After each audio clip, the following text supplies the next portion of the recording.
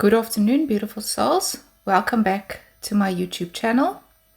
My name is Bridget Dana, and today we are going to delve deeper into the topic of covert narcissism. As I might have mentioned before in my previous videos, there are two main types of narcissism that are widely recognized, and the first one is covert.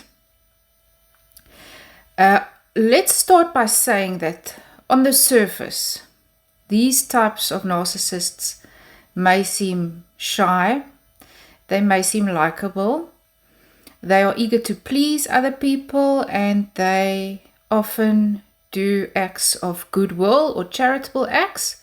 But please do not be fooled. This is all a facade, and behind closed doors, things work much differently. So as always, I have my notes with me. So please bear with me if I do look away from the camera from time to time, just to check that I'm giving you accurate information and that the language I use is appropriate enough to convey the message that I would like to convey today. Right, so let's begin. Covert narcissism is also known as vulnerable or hypersensitive narcissism. You might think that you've never encountered a narcissist, but let me tell you, covert narcissists are masters of disguise. They wear the mask perfectly. They are not loud or self-absorbed people that we usually think of when we hear the term narcissist. In fact, they appear more modest, reserved, or even humble. But please do not be fooled. Underneath that exterior is a very fragile sense of self-esteem, which constantly craves validation. Covert narcissists often talk about self-awareness and self-improvement. They will tell you that they are busy learning, relearning, unlearning, reading, doing whatever to become a better person, seeking counsel, going to therapy. But here's the catch. Despite all the talk, not much changes with their behavior. The patterns of manipulation, guilt tripping, and passive-aggressiveness continues to remain the same. One of the defining traits of covert narcissists is their hypersensitivity to criticism. Even the smallest perceived slight can send them into a spiral of angry feelings, and when this happens, they may respond with a passive-aggressive attitude and behaviors, sulking, giving you the silent treatment, even guilt-tripping the victim into believing that they are wrong and are bad for speaking up. Now, when you try to express as the victim that you've been hurt by their actions, the narcissists often refuse to take accountability.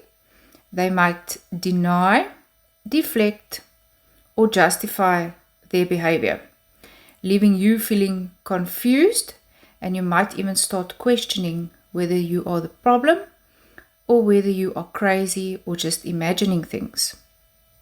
So that's the typical emotional manipulation that is at play.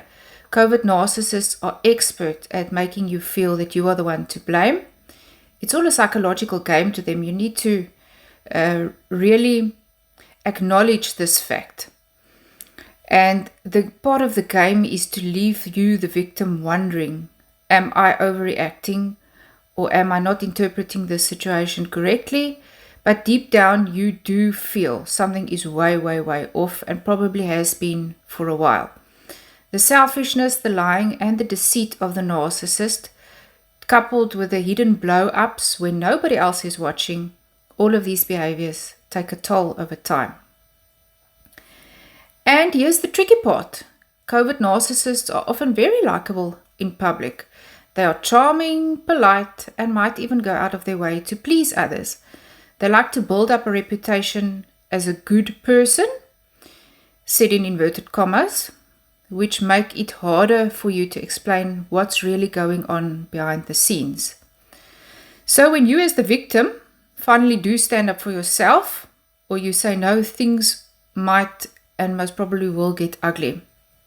Covert narcissists work tirelessly to maintain their image as the victim and to portray the abused person as being the evil person. They will twist the narrative and make you out to be the toxic one. You might hear phrases like you are being unreasonable or you are the narcissist. But this is all part of the tactic, which is gaslighting you into thinking that you are the problem. So what do you do if you find yourself in a relationship with this type of narcissist, whether it be a friendship relationship, a love relationship, a work relationship, a social relationship? The first key is to recognize the pattern and don't be in denial about the pattern. As I've said before, when you sit down and you take notes of what has happened over the period of time, you will see there is a specific pattern. Then what you can do is, once you've recognized this pattern, you can set boundaries in a firm but kind way. And please, please, please do not argue with them, because you will always be left feeling unheard and unsuccessful in getting your message across. Right, so the most crucial thing to remember is that you as the victim is not crazy. You are not the problem. The covert narcissist relies on making you doubt yourself. But once you see through this facade, it becomes harder for them to manipulate you. I would just like to end off this video by telling a short story that happened. This involved 3 girls at a primary school, depending on where you are in the world. So they were all about 10 years of age. I will not reveal their real names, so let's call the victim Hannah. The perpetrator slash narcissist slash bully we will call Gabby. And then the one flying monkey that was involved we will call Sophie. So the term flying monkey, briefly, I will explain this in much detail in further videos, is a person that the narcissist uses to carry out further abuse or to gather information about the victim. So Hannah was attending the school year at this school.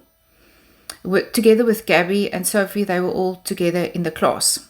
Gabby was what is called the popular girl on the playground. So everybody wanted to be her friend, but she only had one other best friend that she socialized mainly with. Sometimes she would invite other girls into the group, but this was done by pure selection. And then oftentimes to manipulate and abuse them. So Gabby's mother was a teacher at this specific school.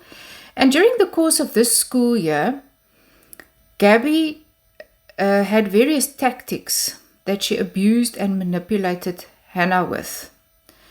Hannah would sometimes tell her mother at home what was happening, and sometimes not.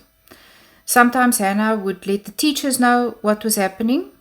If something happened immediately on the playground, almost always when there was no adult supervision around, then Hannah would let the teacher know that the following had taken place. And when Gabby was addressed regarding her behavior, then Gabby would run to her mother, the teacher at the school, and tell her mother that she was being a victim and that Hannah was picking on her, where the complete opposite was actually the truth.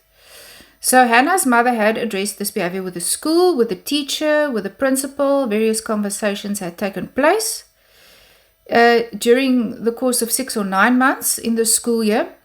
And always the school promised to take care of the situation and to try their best to relieve Hannah's emotional turmoil that she was experiencing. But because Gabby's mother was a teacher at the school, she was whispering in the school principal's ear, saying none of these accusations are true. And Gabby is not at fault. In fact, it might be Hannah's fault. So the truth was never uncovered with that approach that the school took. I'm sure they did the best they could under the circumstances. But unfortunately, it wasn't enough. And towards the end of the year, a very big incident happened in Hannah's life. They were all part of a choir, all of these girls, a school choir. And the school choir was taking place in a national competition for school choirs, which was going to be televised on TV. And then eventually they would choose regional winners and then eventually a national winner. So it was quite a big event. And the film crew pitched up at the school that evening to film the event, and other schools were also taking place in the area in this competition.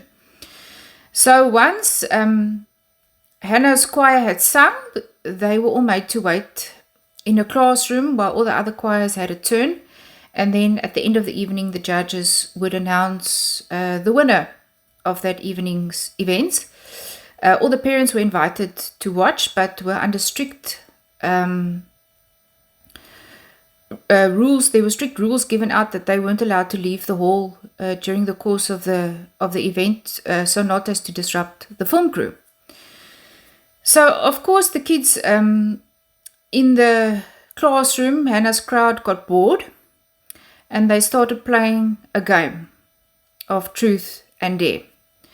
And eventually Hannah's mother got fed up because the evening was carrying on a bit too long, and it was way past Hannah's bedtime, and she decided to sneak out of the school hall and ignore the rules of the film crew and go and fetch Hannah and take Hannah home, because there was no sense in waiting longer, really. If they won, they won. If they didn't, they didn't. So as Hannah's mother arrived at the classroom, there was no teacher there to supervise the kids. It was quite late at night. And one of the other children rushed to Hannah's mother. They recognized her and said, Hannah's not doing well. Something happened to her and they don't know how to console her. And Hannah was sitting under a blanket and she was crying and she was rocking herself.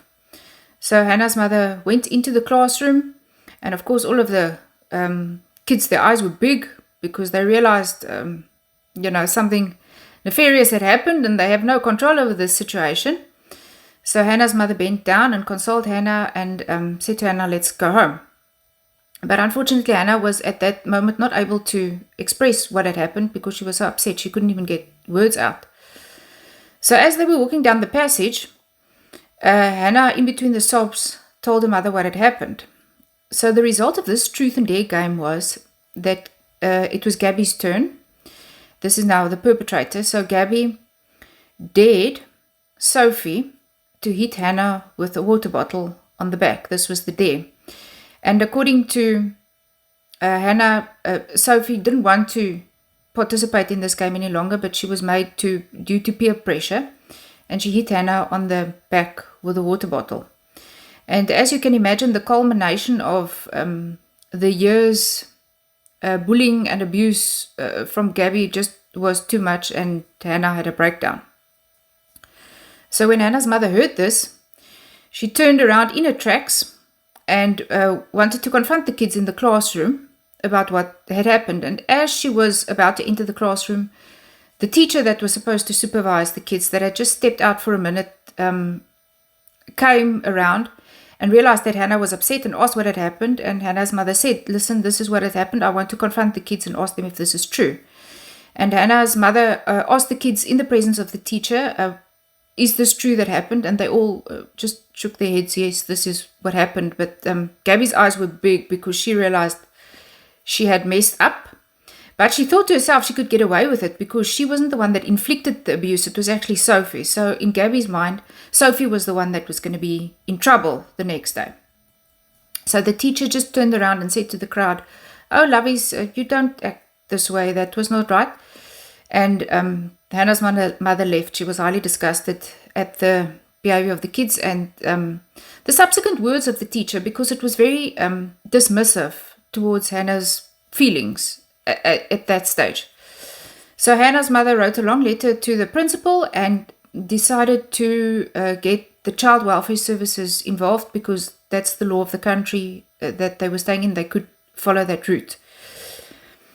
And Hannah didn't go to school the next day because she was very traumatized about what had happened to her.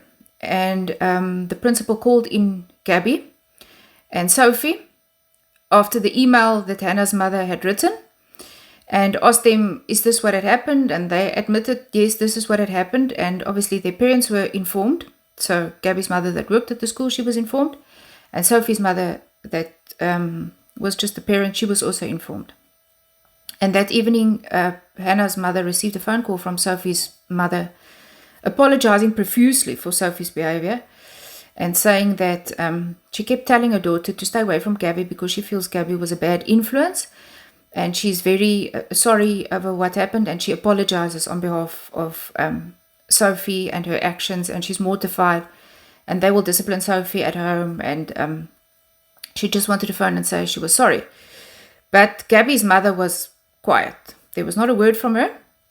And then eventually the child welfare services rocked up at school, because then they have to investigate the matter, and they can write a report to decide whether bullying had taken place, which falls under the Division of Child Abuse in that country. So they have to come and investigate the situation. The school wasn't happy. Gabby's mother wasn't happy. She threatened to sue Hannah's parents for defamation in court, at which the social worker just laughed at her when she mentioned that, because that would never have held up in court. In fact, Hannah's parents had a stronger case to go to court, but they decided not to. And the child welfare services, their finding was that bullying had taken place consistently the whole year. The school had done nothing about it. And Gabby needs to go for counseling services, and then obviously Hannah as well for the trauma that she had sustained. So in the end, Gabby's mother transferred her to another school the following year, claiming that her daughter was the victim of abuse and that her good name was being dragged through the mud, and she had to remove her daughter from the school for her daughter's safety. But nothing was ever said about her daughter's actions. And the principal was subsequently asked to resign due to his inactions to resolve the situation. And some of the teachers were also made to apologize to Hannah, because they didn't believe necessarily Hannah every time that she had come to them during the year and said, listen, this is what's happening. And there was a big drama in the school about it. But the reason that I tell you this story, and this video is getting a bit long, so I'll cut it short, is just to illustrate to you that narcissism can occur at any age. I mean, these were 10-year-old girls. But there were rumors doing the round that Gabby's mother that was working at the school actually does display characteristics of covert narcissism. So if I, as a professional, had to look into the situation, I would say yes, the mother was displaying symptoms of covert narcissism, of behaviors of covert narcissism, and therefore her daughter inherited those same traits. So that was a classic example of covert narcissism in action by a 10-year-old. And the fact that it is labeled as bullying doesn't make it any less than, the after effects of her actions. So whether the narcissist or the bully is 10 years old or 60 years old, the same pattern remains. And they are very clever in the way that they plan their manipulation and their abuse, so that there are no witnesses necessarily around. They might have an eruption of rage in public, but that might happen once or twice, and it might not be enough for the general public to realize, listen, something more serious is actually going on here. So on that note, I would like to end the video. My next video I'm going to do is going to be on overt narcissism. So thank you for joining me today. Once again, I appreciate all of your support. If you found this video helpful, please like, share, and subscribe my content. And I look forward to seeing you all next time. Bye-bye.